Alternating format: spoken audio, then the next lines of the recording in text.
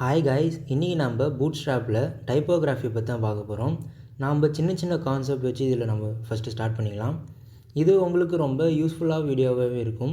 நம்ம சேனலை சப்ஸ்கிரைப் பண்ணாதவங்க மறக்காமல் நம்ம சேனலை சப்ஸ்கிரைப் பண்ணிவிட்டு வீடியோ பாருங்கள். இந்த வீடியோ உங்கள் ஃப்ரெண்ட்ஸ்க்கு ஷேர் பண்ணிவிட்டு பாருங்கள். வாங்க வீடியோக்குள்ளே போகலாம். இந்த டைப்போகிராஃபியில் ஃபஸ்ட்டு நம்ம பார்க்க போகிறது என்ன அப்படின்னு பார்த்தீங்கன்னா ஹெட்டிங் டேக்ஸு. இந்த ஹெட்டிங் டேக்ஸில் 2 டைப்ஸ் இருக்குது. ஒன்று HTML ஹெட்டிங் டேக்ஸு, இன்னொன்று ஹெட்டிங் டேக்ஸு. ஃபஸ்ட்டு நம்ம HTML ஹெட்டிங் டேக்ஸை பற்றி பார்க்கலாம். வாங்க எக்ஸாம்பிளோட பார்க்கலாம். இது நம்ம HTML உங்களுக்கு கற்றுக்கும் போதே தெரிஞ்சிருக்கும். நம்ம ஒரு HTML டேக் யூஸ் பண்ணி அதுக்குள்ளே நம்ம யூஸ் பண்ணுவோம்.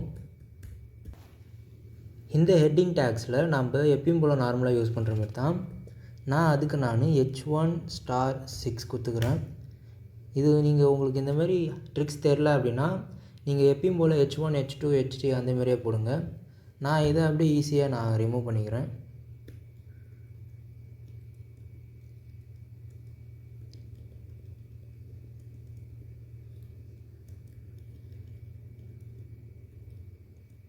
Six, 7,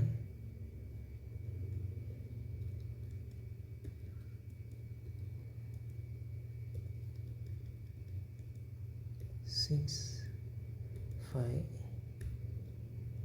4. இப்போ இதுக்குள்ளே நான் ஒரு டேக் எதனா ஒரு வேர்ட்ஸ் கொடுத்துக்கிறேன். நான் ஹெட்டிங் நான் உங்களுடைய ரெஃபரன்ஸ்க்காக ஹெட்டிங் கொடுத்துக்கிறேன்.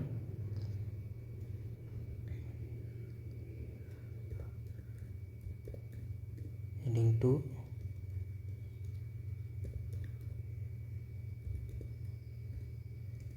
ஹெட்டிங் 3,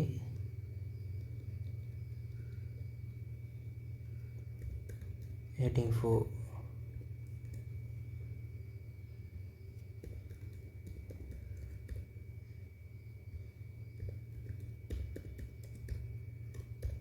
இதை நான் காப்பி பண்ணிட்டு நான் இதில் பேஸ்ட் பண்ணி பார்க்குறேன். இப்போ உங்களுக்கு தெரிஞ்சிருக்கும் இந்த ஹெட்டிங் டேகு ஹெட்டிங் 1 வந்து H1 டேக் வந்து பார்த்திங்கன்னா 16 பிக்சலில் வரும். அதுவே H6 டேக் அப்படின்னு பார்த்தீங்கன்னா 6 பிக்சலில் வரும். ஸோ இதுக்கும் இதுதான் டிஃப்ரென்ஸு. கீழே H6 வந்து சின்னதாக இருக்கும், அதேமாரி H1 வந்து அதுக்குமே ஆல்டர்னேட்டிவாக பெருசாகிட்டே இருக்கும். இதுவே நீங்கள் பூட்ஸ்ட்ராப் வச்சு டிஸ்பிளே ஹெட்டிங் நீங்கள் கற்றுக்கணும் அப்படின்னா அது இதை விட கொஞ்சம் டிஃப்ரென்ஸாக இருக்கும்.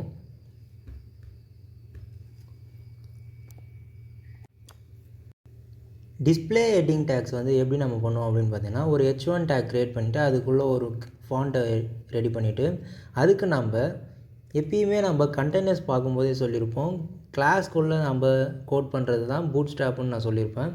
அதேமாதிரி H1க்கு ஒரு கிளாஸ் கொடுத்துட்டு அந்த கிளாஸில் display-1 அப்படின்னு கொடுத்தீங்க அப்படின்னா இப்போ நான் கோடை செக் பண்ணி பார்க்குறேன்.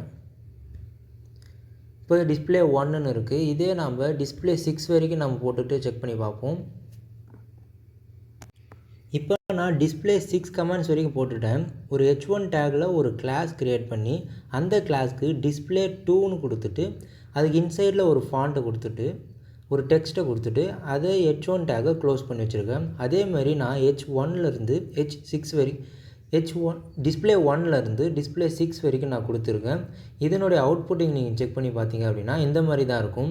இதுவே நீங்கள் H1 டேக்கு இதுக்கு மேலே நீங்கள் ஒரு கொஷின் கேட்கலாம், HTML ஹெட்டிங்ஸ் டேக்கும் டிஸ்பிளே ஹெட்டிங் டேக்ஸும் ஒரே மாதிரி தான் இருக்குமான்ட்டு. ஸோ அதுதான் கிடையாது. இப்போ நான் இந்த பாடி டேக் கீழே HTML ஹெட்டிங் டேக்ஸை நான் பேஸ்ட் பண்ணி பார்க்குறேன். நான் ஆல்ரெடி கோட் பண்ணி வச்சதை நான் காப்பி பண்ணி வச்சுருக்கேன். இப்போ இதனுடைய கோடோடைய இதை ரெஃப்ரெஷ் பண்ணி பார்க்குறேன். உங்களுக்கே தெரிஞ்சிருக்கும் இந்த display 1க்கும் இந்த H1க்கும் உள்ள டிஃப்ரென்ஸு. இந்த H1 வந்து போல்டாக இருக்கும். அதேமாதிரி இதனுடைய ஃபாண்ட் சைஸ் வந்து 14 பிக்சலு, இதனுடைய ஃபாண்ட் சைஸ் வந்து 16 பிக்சலு. இது அப்படியே 2 குறைஞ்சி வரும். இது வந்து 5 குறைஞ்சி வந்திருக்கும். இந்த ரெண்டுத்துக்கு உள்ள டிஃப்ரென்ஸ் வந்து நீங்கள் பார்த்துக்கோங்க. நீங்கள் ஃபஸ்ட்டு HTML வச்சு யூஸ் பண்ணுறது H1, H2, H3 அப்படி யூஸ் பண்ணுவீங்க. இதுவே நீங்கள் டிஸ்பிளே வச்சு யூஸ் பண்ணிங்க அப்படின்னா அதுதான் வந்து பூட்ஸ்ட்ராப்பு.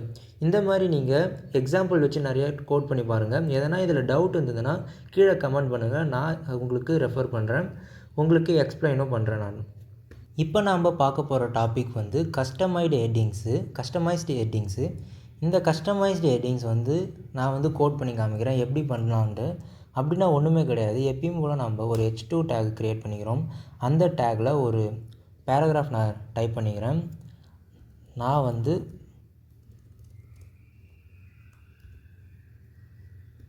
subscribe for CodeFixer